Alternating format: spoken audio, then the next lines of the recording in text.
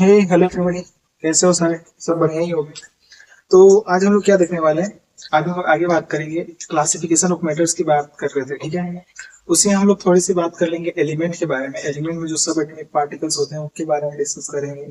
या फिर एलिमेंट जो होते हैं ना हमारे पास में, एलिमेंट के हमारे पास में एलिमेंट दो तरह से एग्जिस्ट कर सकता है, या तो एटॉमिक फॉर्म में होगा या तो मॉलिक्यूलर फॉर्म में होगा, ठीक है। तो सबसे पहले अगर बात करें तो हम लोग क्या पढ़ रहे थे, सब बेसिक कॉन्सेप्ट के बारे में, सब बेसिक कॉन्सेप्ट ऑफ केमिस्ट्री के बारे में पढ़ रहे थे, जिसमें हम लोगों ने किसके बारे में जाना कि हम लोग को क्या पढ़ना होता है, केमिस्ट्री में मेटल्स के बारे में पढ़ना होता है, ठीक है। फिर मेटल्स का क्लासिफिकेशन किए, पहले फिजिकल क्लासिफिकेशन किया हम लोगों ने। तीन तीन तरह के थे हमारे पास फिजिकल स्टेट के according, solid, liquid and gas. और उसके बाद केमिकल क्लासिफिकेशन था, जिसमें हम लोगों ने ये बात करा कि मेटल्स मेनली दो तरह के होते हैं। एक होता था हमारे पास में प्योर, कि मेटल्स जो होता था हमारे पास में, एक होते थे प्योर। प्योर प्योर में हम किसकी बात कर रहे हैं? प्योर में हम लोग एलिमेंट के बारे में किसके बारे में बात कर रहे हैं? एलिमेंट के बारे में बात कर रहे हैं, ठीक है ना। और एलिमेंट जो है, element can exist as two form, ठीक है। दो तरह से एग्जिस्ट कर सकता है हमारे पास में। एक तो क्या होगा हमारे पास में, एटॉमिक फॉर्म। दूसरा क्या होगा? Molecular form. दूसरा क्या होगा? मॉलिक्यूलर फॉर्म, ठीक है। दो तरह से एग्जिस्ट कर सकता है। एटॉमिक फॉर्म मतलब एटम के फॉर्म में रहा होगा, जैसे कि हमारे पास में क्या रह गया, सोडियम एटम हो गए या फिर आयरन एटम्स हो गए, ये सब जितने भी हो गए, आयरन हो गया या फिर कोबाल्ट हो गया, जितने भी मेटल्स है ना, एटॉमिक फॉर्म में ही एग्जिस्ट करते हैं, ठीक है। चाहे वेनेडियम हो गया, चाहे हमारे पास में गोल्ड हो गया, ये इतने भी है, सारे के सारे एटॉमिक फॉर्म। और अगर हम बात करें नॉन मेटल्स जो कि मॉलिक्यूलर फॉर्म में एग्जिस्ट करते हैं, जैसे कि H2 हो गया, Cl2 हो गया, या फिर O2 हो गया, या फिर S8 हो गया, P4 हो गया, ये सब क्या है? सारे के सारे मॉलिक्यूलर फॉर्म है। क्या है? मॉलिक्यूलर फॉर्म है। अब एलिमेंट में हमारे पास में क्या रहा होता है? एटम। एलिमेंट के अंदर क्या रहा होगा? Atom. Total number of element कितने हैं? 180। तो हम लोग को एटम्स में फिर क्या पढ़ना है? एटम्स में हम लोग को पढ़ना है सब एटॉमिक पार्टिकल्स। क्या? सब एटॉमिक पार्टिकल्स। और उनमें चार्जेस कितना होता है, उनका मास क्या होता है, इन सब के बारे में हम लोग बात करेंगे सबसे पहले। तो सब एटॉमिक पार्टिकल क्या क्या रहे होते हैं? इलेक्ट्रॉन रहा होता है, एक होता है प्रोटॉन, और दूसरा क्या होता है हमारे पास में, सॉरी, तीसरा क्या होता है? न्यूट्रॉन। तो इनका चार्ज क्या होता है, मास क्या होता है, इन सबको सबसे पहले हम लोग डिस्कस करेंगे। तो फिर आप क्या करोगे? हेडिंग डालो कि हेडिंग क्या, हम लोग सबके मास मास वगैरह हम लोग देख लेते हैं।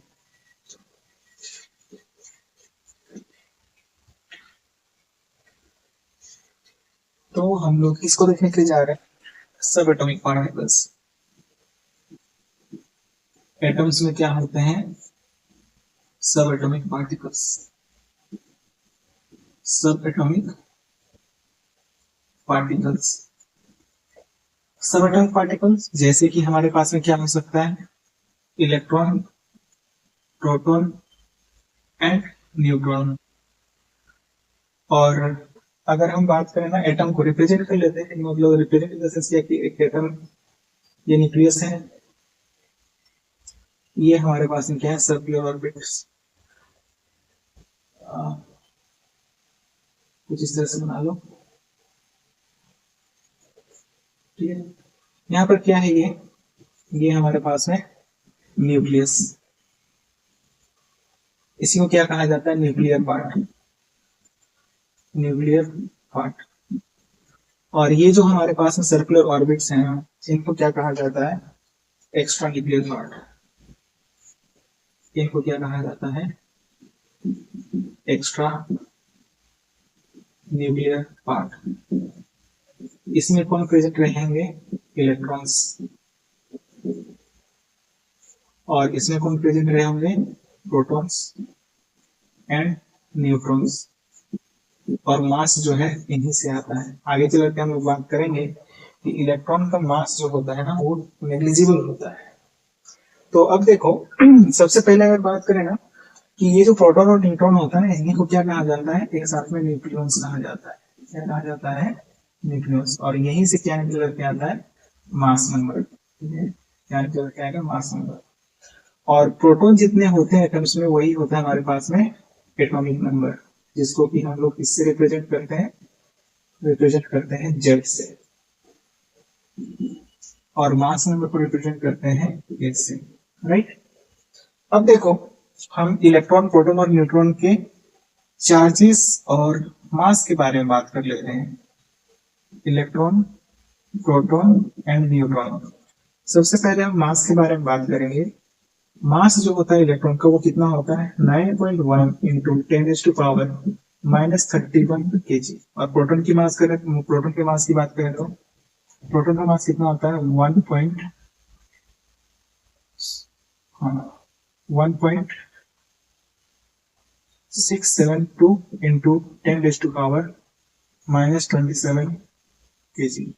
और इसका कितना होता है 1.674 इंटू 10⁻27 kg। स्लाइटली ज्यादा होता है न्यूट्रॉन का मास।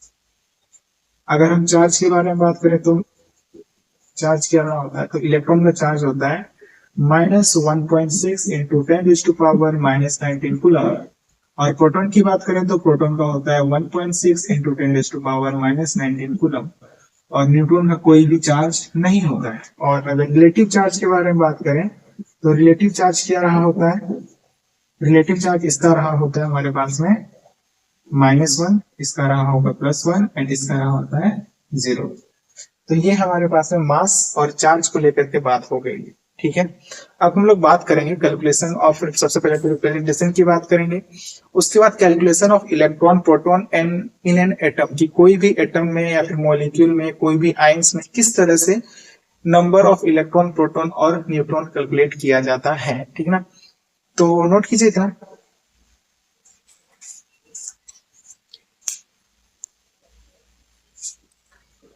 तो अब हम लोग क्या देखते हैं कि some basic concept of chemistry में हम लोग इसके बारे में बात करेंगे, एलिमेंट के रिप्रेजेंटेशन के बारे में, ठीक है। Representation of an atom, representation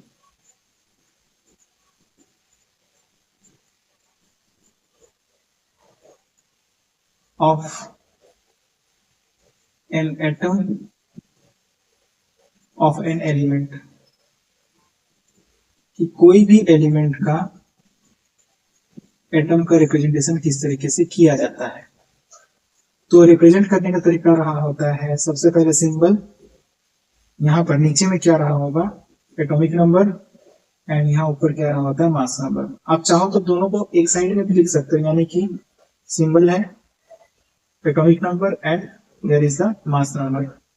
और इसको और एक तरीके से रिप्रेजेंट किया जा सकता है, दोनों को हम क्या करते हैं राइट साइड में लिख दें, यहाँ पर जेड रहा होगा, ए रहा होगा, तो कोई भी तरीका का यूज किया जा सकता है, ठीक है।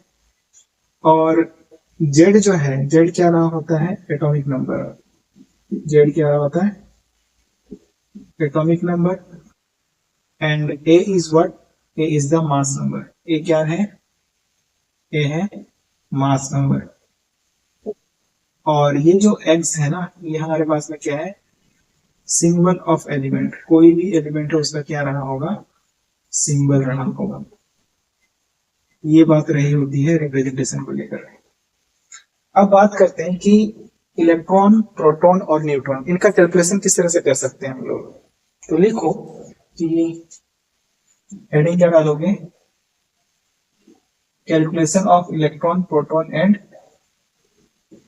Calculation of electron, proton and neutron, ठीक है। इलेक्ट्रॉन, प्रोटॉन और न्यूट्रॉन का कैलकुलेशन किस तरीके से किया जाएगा, ठीक है। तो एक बात और आप ध्यान रखना कि यहाँ पर हमारे पास में, हाँ ठीक है ना, एटम जो होता है, एटम किसको बोलते हैं, जो कि सिर्फ और सिर्फ क्या कंटेन करके रखेगा सब एटॉमिक पार्टिकल, सिर्फ और सिर्फ क्या कंटेन करके रखा होता है ये ओनली कंटेन सब एटॉमिक पार्टिकल, ओनली कंटेन्स सब atomic particle.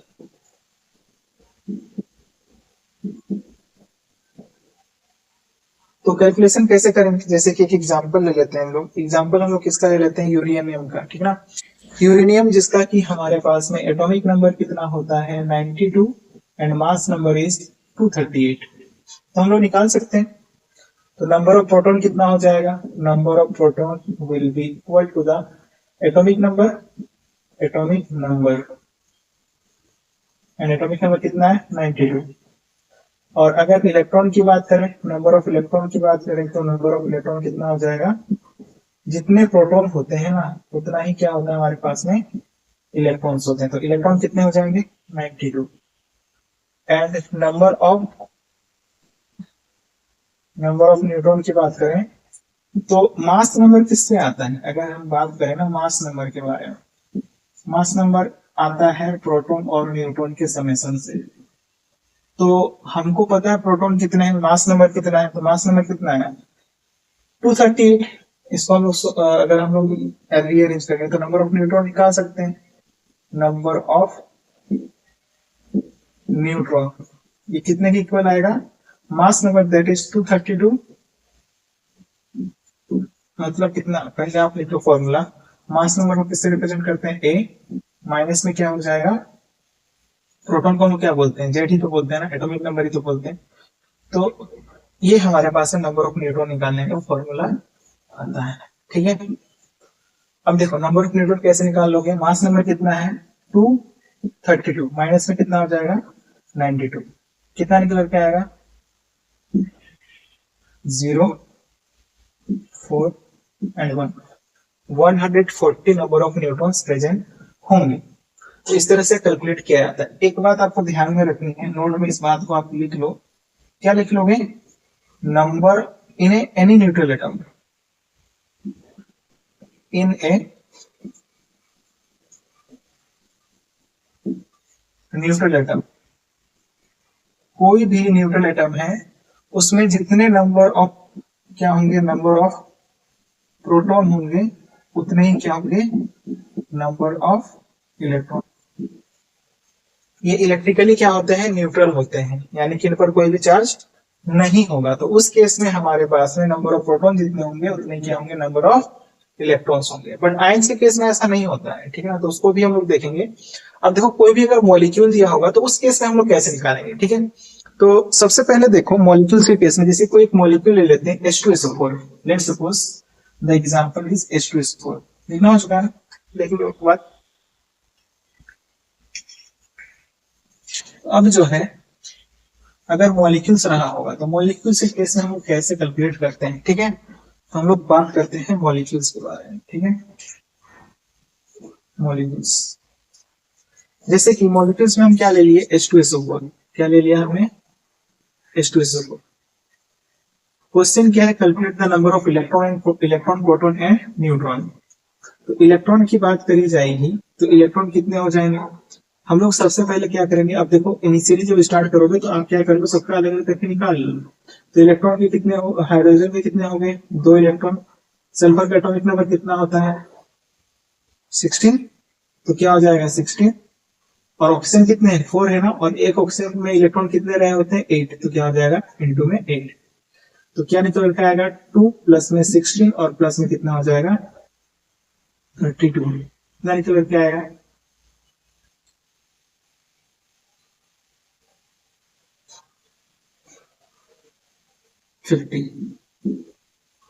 50 number of electrons present होंगे, ठीक है।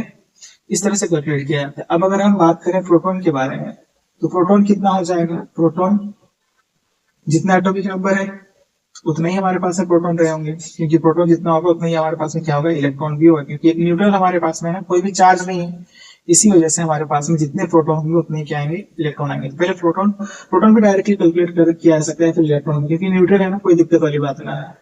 तो यहाँ पर आप क्या लिख लोगे 2 प्लस में क्या हो जाएगा अगेन 32, प्लस में कितना हो जाएगा, सॉरी 32 नहीं 16 की एटॉमिक नंबर लेना है, तो 16 और प्लस में क्या हो जाएगा 4 इंटू में 8, तो अगेन यहाँ पर भी कितना आएगा 50। But what about number of neutron, number of neutron निकालने के लिए सबसे पहले तो क्या निकालना पड़ेगा, मास नंबर, न्यूट्रॉन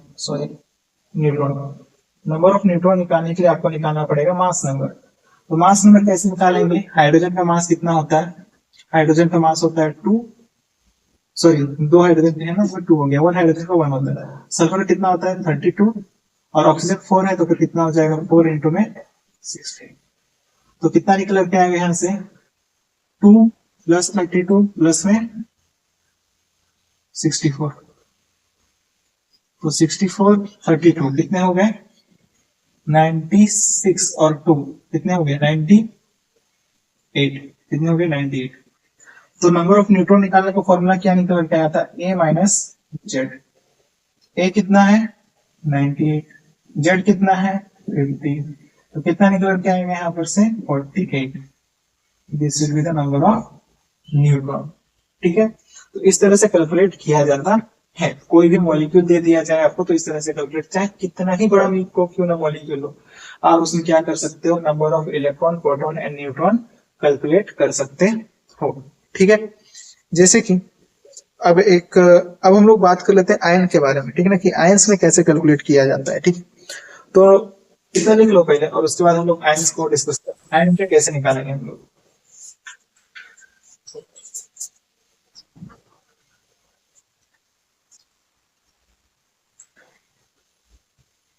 तो अब बात करते हैं ions, calculation of electron proton and neutron in ions.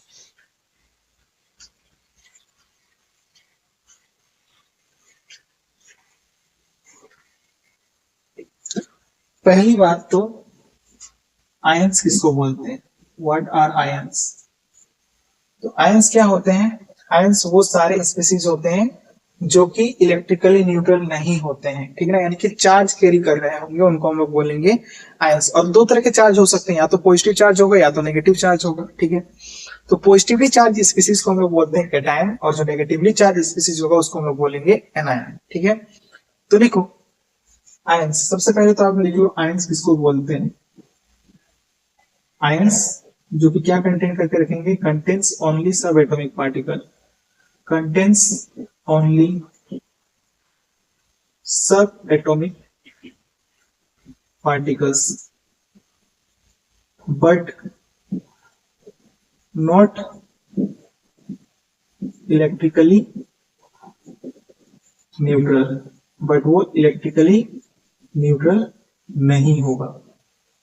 तो आयंस जो है हमारे पास में चार्ज स्पीसीज है। आयंस अगर हम कहें तो हम क्या बोल सकते हैं, इन शॉर्ट हम बोल सकते हैं चार्ज्ड स्पीसीज। क्या बोल सकते हैं, चार्ज्ड स्पीसीज।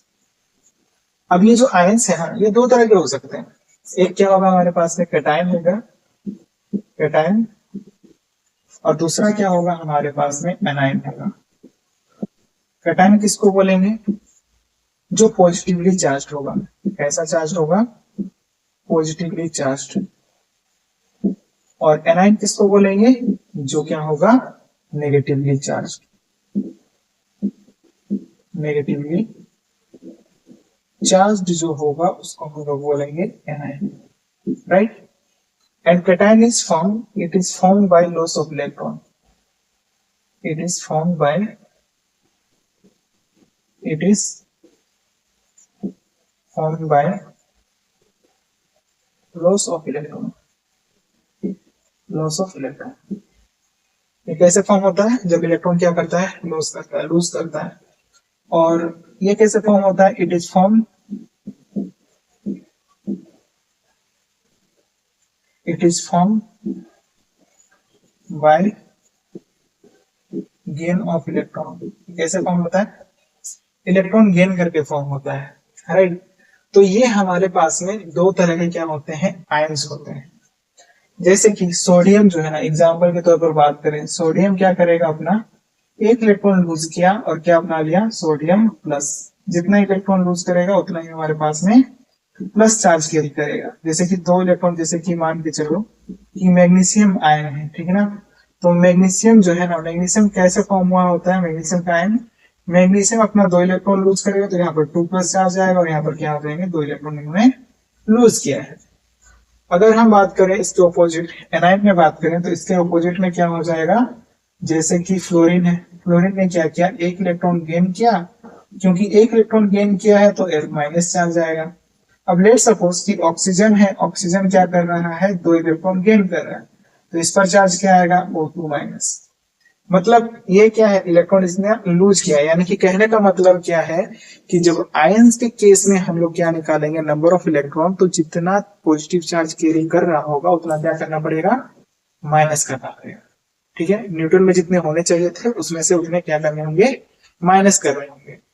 और अगर उसी तरह से हम बात करें एनायन में, बात करें कि एनायन में क्या करना होगा, तो एनायन में क्या करते हैं, ऐड कर रहे हैं ना, गेन कर रहे हैं, तो वहां पर क्या करना होगा, ऐड करना होगा।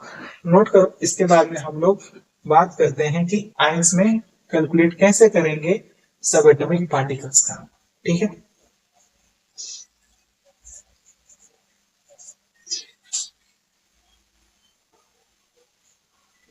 अब देखो ये जो आयंस दिए गए हैं इसमें हम कैसे कैलकुलेट करेंगे, इलेक्ट्रॉन, प्रोटॉन और न्यूट्रॉन। तो देखो सबसे पहले हम क्या कर सकते हैं, प्रोटॉन का कैलकुलेशन कर सकते हैं। तो प्रोटॉन का कैलकुलेशन के लिए क्या करना होगा, कार्बन का एटॉमिक नंबर कितना होता है 12, प्लस कितना हो जाएगा 3 इंटू में कितना हो जाएगा 8। ठीक है, तो यहाँ पर कितना आ जाएगा 12 और यहाँ पर 24, तो कितना निकल के आएगा 36, right. And number of electron, ध्यान रखो यहाँ पर क्या है हमारे पास में, ये आयंस है, तो इलेक्ट्रॉन निकालते वक्त जितना माइनस चार्ज है उतना को क्या करना होगा, माइनस करना होगा। यानी कि प्रोटॉन जितने आए हैं उतने ही क्या होते हैं, नंबर ऑफ क्या होते हैं, इलेक्ट्रॉन्स होते हैं, अगर वो न्यूट्रल होता तो। बट न्यूट्रल नहीं है, 2 माइनस चार्ज है, तो यहाँ पर क्या करना पड़ेगा, -2 करना पड़ेगा। और इस तरह से, सॉरी, गेन किया है ना इन्होंने, 2 माइनस चार्ज मतलब गेन किया तो +2 करना पड़ेगा। यहाँ पर कितना आ जाएगा 38। और मास नंबर की बात करें तो ए जो है ना, ए कितना निकल के आ रहा है बताओ, ए जो है हमारे पास में निकल के आएगा, कार्बन का हो गया 12 और ऑक्सीजन 3 है, तो 3 इंटू में कितना हो जाएगा 16, और यहाँ पर कितना निकल के आएगा 12 प्लस में 48, which comes out to be 60, जो कि कितना इक्वल आएगा, 60 के इक्वल निकल के आएगा। अब बात करते हैं कि न्यूट्रॉन, न्यूट्रॉन कैसे निकालते हैं हम लोग, न्यूट्रॉन निकालते हैं A माइनस जेड करते हैं, ठीक ना।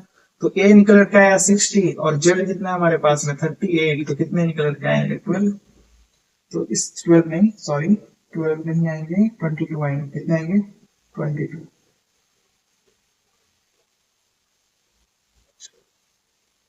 एक मिनट हो गया,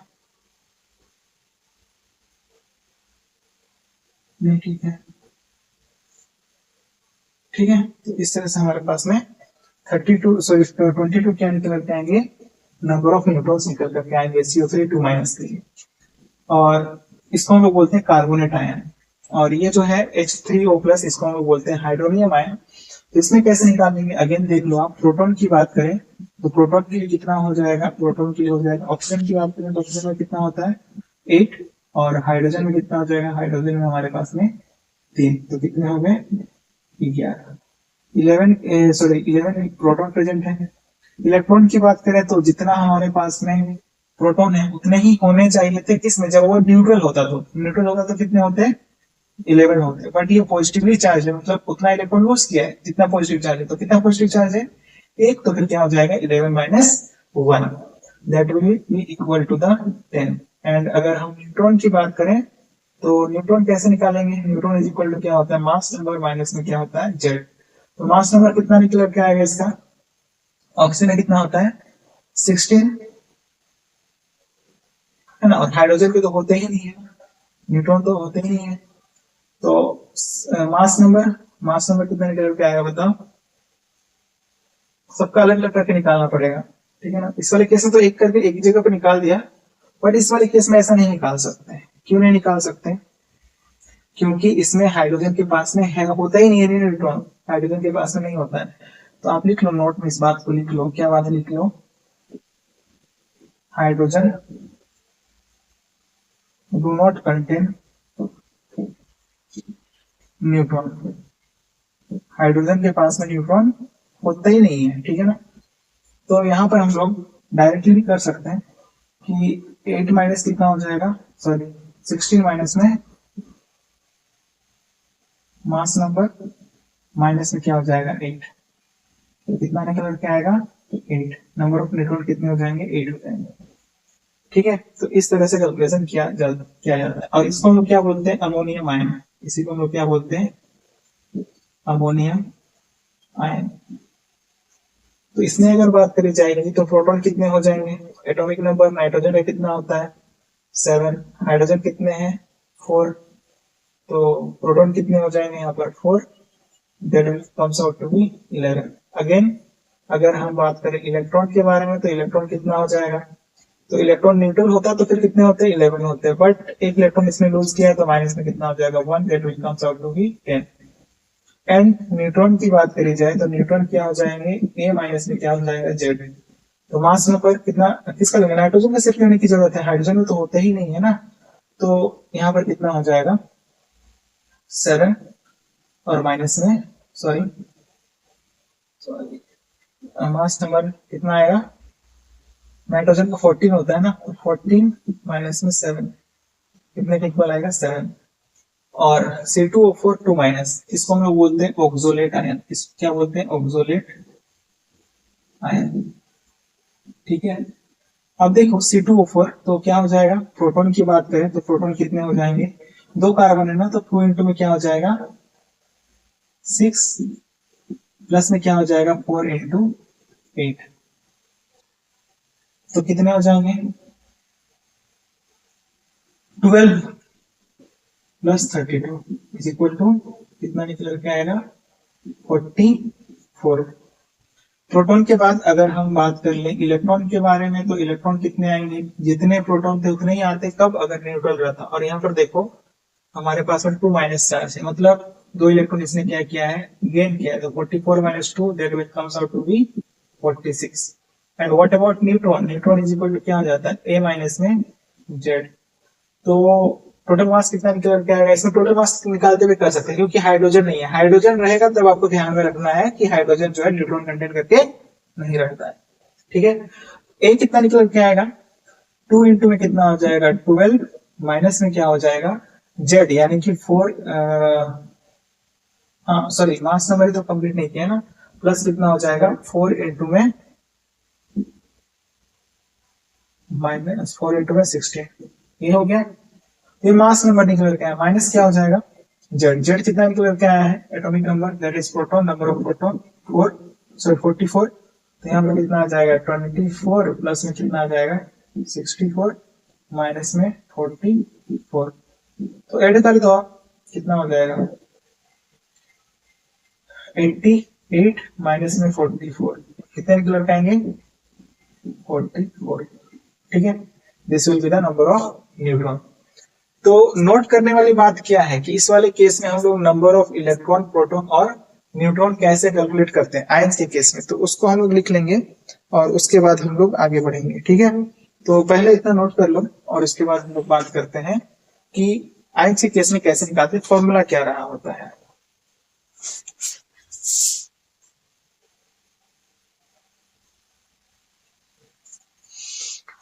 तो देखो अब हम लोग क्या बात करते हैं, कोई particle for any particle calculation of electron proton और न्यूट्रॉन, ठीक है ना, for any particle,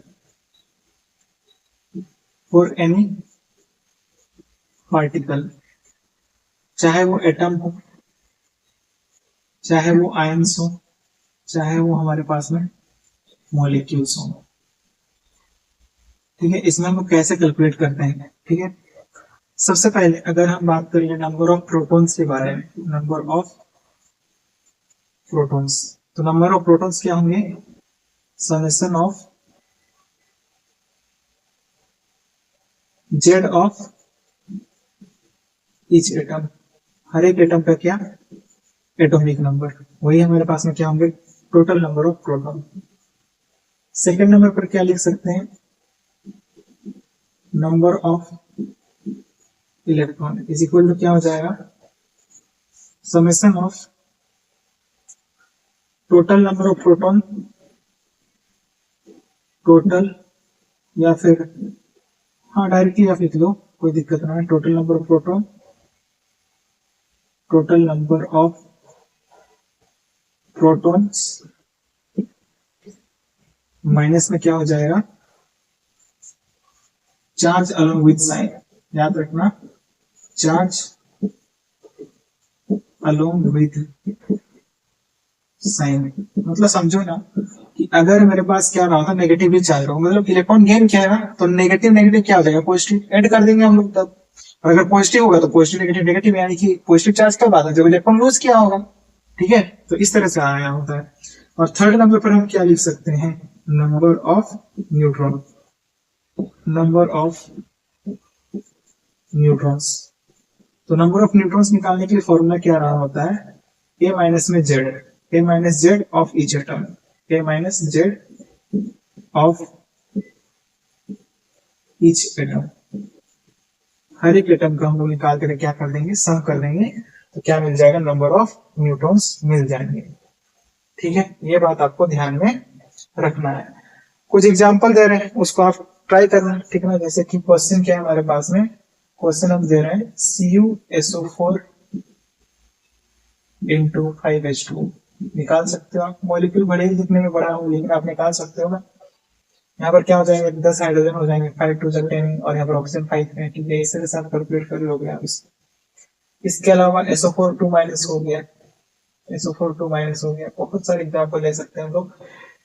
potash alum हो गया, K2SO4 Al2SO4 का होल थ्राइस, मतलब बहुत सारे, मतलब बड़े बड़े मॉलिक्यूल भी लिखा जा सकता है हमारे पास में। और एग्जांपल लिख लो, K2SO4 Al2SO4 का होल थ्राइस 24H2। ये किसका फॉर्मूला होता है, पोटास एलम। किसका होता है, पोटास एलम का फॉर्मूला होता है। तो इसका भी आप कैलकुलेट कर सकते हो, हर किसी कैलकुलेट किया जा सकता है ना, बिल्कुल किया जा सकता है। ठीक ना, पोटास एलम है ये फॉर्मूला। और इसमें आप देख लो, आप लिख लो, हिंट लिख लो आप, पोटेशियम का कितना एटॉमिक नंबर होता है, 19। और सल्फर का होता है हमारे पास में 16। 32 is the mass number. And potassium का कितना होता है, 39 होता है। कितना होता है, 39। एल्यूमिनियम की बात करें तो एल्यूमिनियम का 13 होता है एटॉमिक नंबर, 26 होता है मास नंबर। सल्फर का लिख दिया हमने। ऑक्सीजन का कितना होता है, 8 होता है atomic number, mass number is 16। और हाइड्रोजन का कितना होता है एटॉमिक नंबर 1, और मास नंबर कितना होता है 1। तो इस तरह से इन सब का क्या कर सकते हो, आप कैलकुलेट कर सकते हो। ठीक है, तो ये कुछ क्वेश्चन है जो कि आप ट्राई कर सकते हो। अब नेक्स्ट क्या है, नेक्स्ट हम लोग बात करने वाले हैं प्रॉपर्टीज ऑफ मैटर। तो प्रॉपर्टीज ऑफ मैटर के बारे में बात करेंगे तो दो तरह के प्रॉपर्टीज होते हैं। तो पहले इतना नोट करो,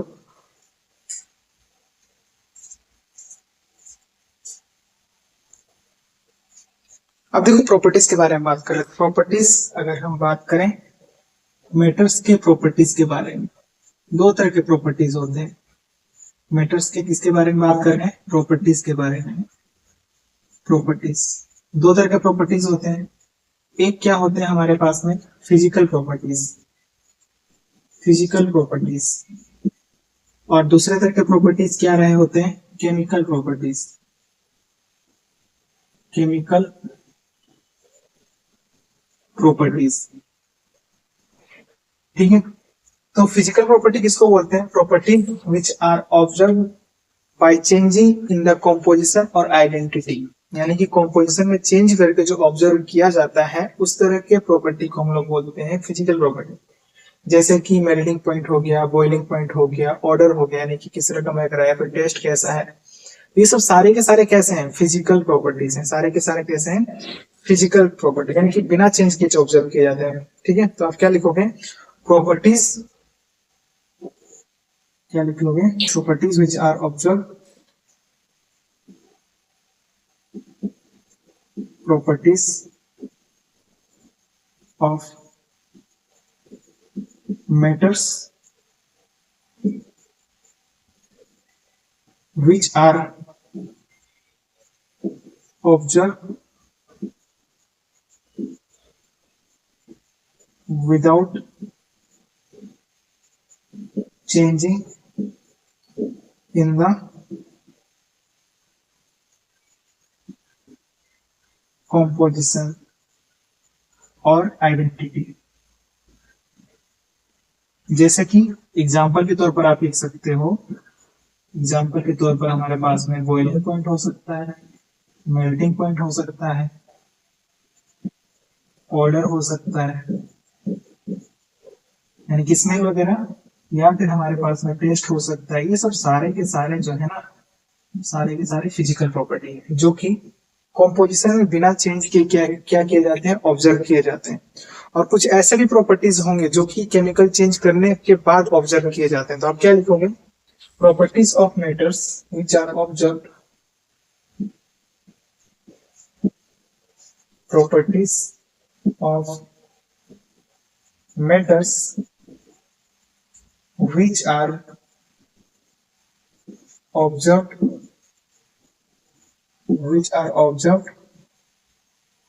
by chemical change। Chemical change करके जो ऑब्जर्व किया जाता है या फिर आइडेंटिटी या फिर कॉम्पोजिशन में चेंज करके जो ऑब्जर्व किया जाता है, उस तरह के प्रॉपर्टी को हम लोग क्या बोलते हैं, केमिकल प्रॉपर्टी। जैसे कि एग्जांपल के तौर पर कंबसन हो गया, कंबसन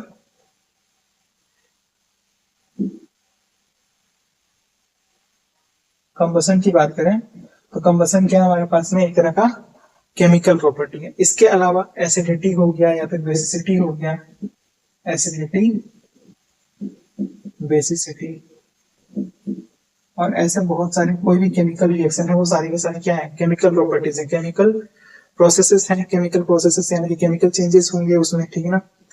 कंबसन, हाँ ठीक है ना, कंबसन, ठीक है। तो ये चीज होता है कि ओ होता है कंबसन, ठीक है, कंबसन। तो ये हमारे पास में दो तरह के प्रॉपर्टीज होते हैं। अब हम लोग नेक्स्ट वाले क्लास में हम लोग डिस्कस करेंगे कि जो मेजरमेंट होता है, मेजरमेंट के लिए क्या क्या चीजें रही होती है, यानी कि जो एसआई सिस्टम वगैरह है, यूनिट सिस्टम हो गया या फिर इंग्लिश सिस्टम हो गया, मैट्रिक सिस्टम हो गया, ये सब क्या होते हैं, ठीक है ना। तो इन सब के बारे में बात करेंगे और कौन ज्यादा फॉलो किया गया, साइंटिफिक नोटेशन क्या होता है, ठीक है, प्रीफिक्सेस वैल्यूज को कैसे याद रखना है, प्रीफिक्सेस वैल्यूज क्या क्या होते हैं, इसके बारे में हम लोग नेक्स्ट वाले क्लास में डिस्कस करेंगे। अभी के लिए इतना ही, मिलते हैं नेक्स्ट वाले क्लास में जहां पर कि हम लोग आगे डिस्कशन जारी रखेंगे। Thank you.